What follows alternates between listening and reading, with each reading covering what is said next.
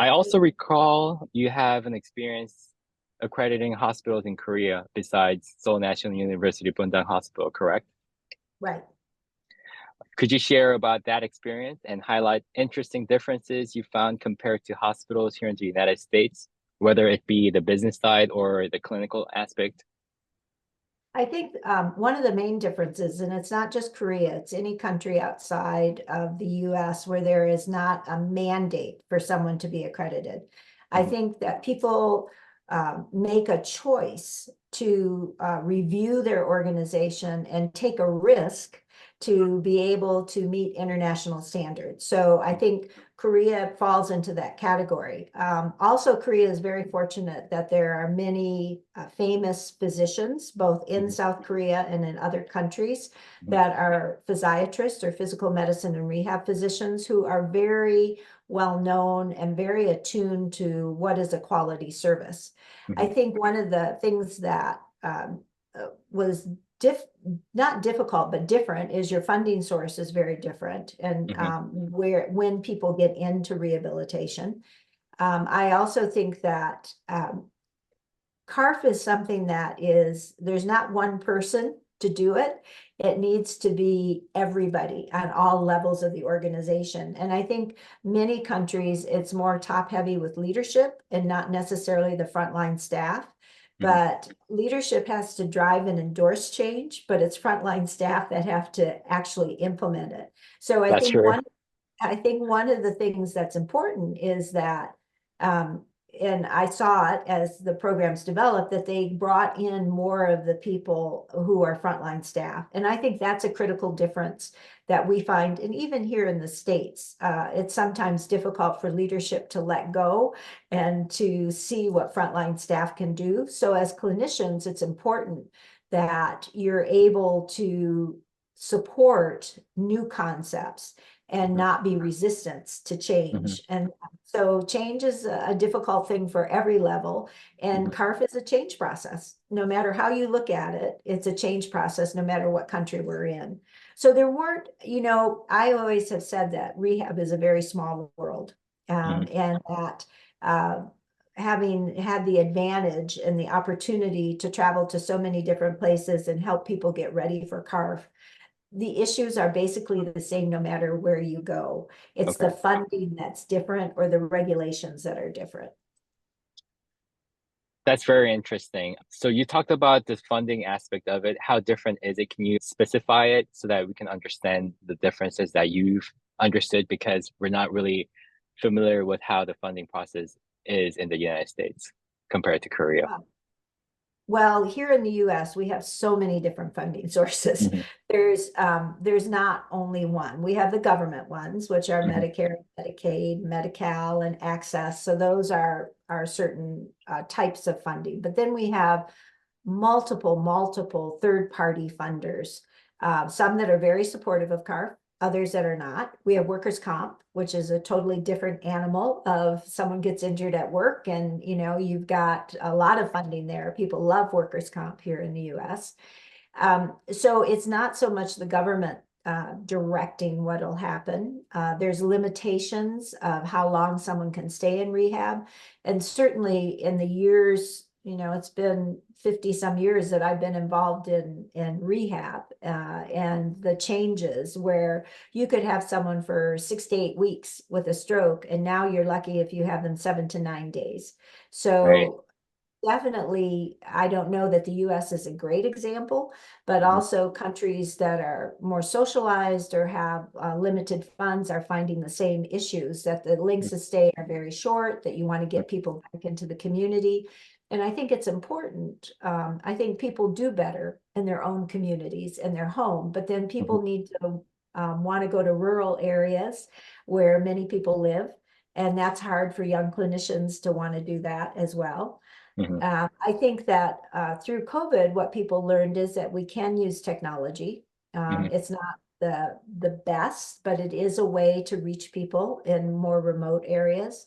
So I think what I found in my understanding of Korea is that there are certain limitations of who can get into rehab and how long they can stay. And that's similar to others. And also there's a push to move them out of the hospital. Mhm. That's something that's all over. But we have more, when I was a practicing clinician, we would have as many as 100 contracts with different insurance companies that would say, you know, this one has 2 days, this one has 4 treatments, this one can be seen for 6 weeks. And so it takes a village to just understand insurance. Right. I think the biggest difference you mentioned is Korea is more of a government-based pay system compared to America is more of a third party governing over the patient care. So I think you got to fight over how much more reimbursement you can get. So I think the hospitals here are also fighting to, give a better score for patients so that they can get better care. It's always a juggle, but I think having a competition is also good in some aspect rather than just being governed by one body because that may be misleaded at some point. Well, I think the issue becomes that depending upon who's leading at Uh-huh. one city, it can be a friend or a foe to Sure. rehabilitation. Because rehabilitation is a very small percentage of the total healthcare dollars spent. So Hmm. we're up against cancer, we're up against women and children, we're up against orthopedics, cardiology, and so rehab sometimes is a stepchild. Rehab professionals really need to be progressive and fighters for rehab. They need to be the champions. Thank you so much for the advice. Now, I would also like to ask, what steps can a therapist or a frontline clinician take to transition into a management or leadership role within CARF or any other organization to lead a facility? Okay, let's start with outside of CARF. So I think there are a couple personality traits that I think are important.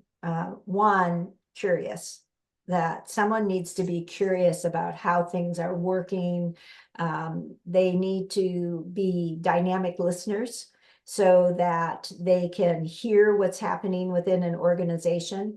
They need to read outside of their profession. It's wonderful to be savvy about PT and OT, but it's wonderful to know what's happening in leadership and how organizations are run and financial information. So I think outside reading and attending conferences that are outside your profession are important. Mhm. I think being a team player and a problem solver, being part of the solution is important. So if someone comes and says there's this issue, instead of saying, oh God, they're at us again and they're going to complain about us, what can we do to make it better? Those personality traits are critical. It's good to be a strong clinician, but a strong clinician doesn't make you a leader. Mhm. And so I think you can get an MBA, you can get a variety of different degrees, but sometimes it's street smart. Mhm. And it's being able to have emotional intelligence about how to interact with people. Those are all critical skills. I'm a great example of that. I have a bachelor's of science. That's it. And I've been able to make changes around the world for people with disabilities. You sure did. But it's those other skill sets that I think have been critical for me and have given me the position to be able to make change and not being afraid. And not, if something says in a job description that you need to have a certain degree, and if you don't have it, that shouldn't stop you. You should be able to go and sell yourself about why you think that you're right for the job. For CARF, the first thing would be to work in a CARF accredited organization. That's Mhm. critical. And then to become a surveyor. And I think it's important to become a surveyor because then that gives you lots of opportunities to participate in the development and revision of standards, to be able to go around the world, to look at organizations. Mhm. And the thing that our surveyors always tell us is you always bring back something for your own organization. Mm. And then it's your opportunity to get feedback about how you perform in terms of consultation and being able to offer suggestions to organizations of how to do things differently, more efficiently, more effectively. So I think that starting out looking for a CARF accredited job, if you're really interested in being eventually able to work at CARF, And our surveyors are considered employees when they're doing a survey. And it's a great opportunity to create a group of people who are interested in quality. And I mean, that's bottom line. You have to be interested in being able to focus on quality and the people that you serve to be at CARF, but also to be a good leader. If you're not interested in helping the people that you are in your setting, then I don't know how you can be a good leader. Great advice, Chris. And I think you are a living example. And I've seen over time that you've been very well renowned and loved by people in rehabilitation and people from all over the world. So I do have a high respect for you. And thank you so much for, sharing that experience that you had over time. I think diversifying one's experience and seeking mentorship can indeed open up many pathways, like what you just mentioned. Drawing from your leadership experience, what advice would you give to new graduates or therapists aspiring to pursue leadership positions like yours in the future? You have to be open to opportunities. Mm-hmm. You have to not be afraid to step outside the box and to be able to show people what you can do. You have to be willing to sometimes do things that you don't want to do to get to the next level. And it may be giving up something. Some people love to work with hands or love to work with stroke, but there's an opportunity to become a program manager in spinal cord or brain injury. And that may be an opportunity that gives you those leadership kind of skills. So you're always looking for something, whether it's being a preceptor for students. That's another great way to be able to develop skills about how you talk to people and how you give them constructive feedback. Getting involved with any kind of planning of new programming is really critical for clinicians to get engaged with. It's important to sit on committees. So if there's a committee that is being position opens, see if you can be on it and be able to bring your best game to it and be able to offer feedback. So it's knowing the organization that you work in and being able to look at what are my opportunities outside of my day-to-day work. And that's tough because people have families, they have a pressure in now and today's market for productivity. So those are all things that people are forced with every single day. But if you really want a leadership role, you got to juggle a lot of things and be able to accept the fact that sometimes you're going to have to take multiple steps to get to the level that you want to be at.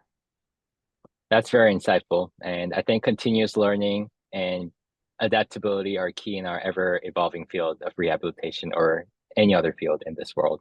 And your journey and advice are truly inspiring to advance their career. Thank you so much for sharing your valuable insights, Chris. It's been a pleasure having you for the interview. Oh, thank you so much for having me. It was great. Thank you.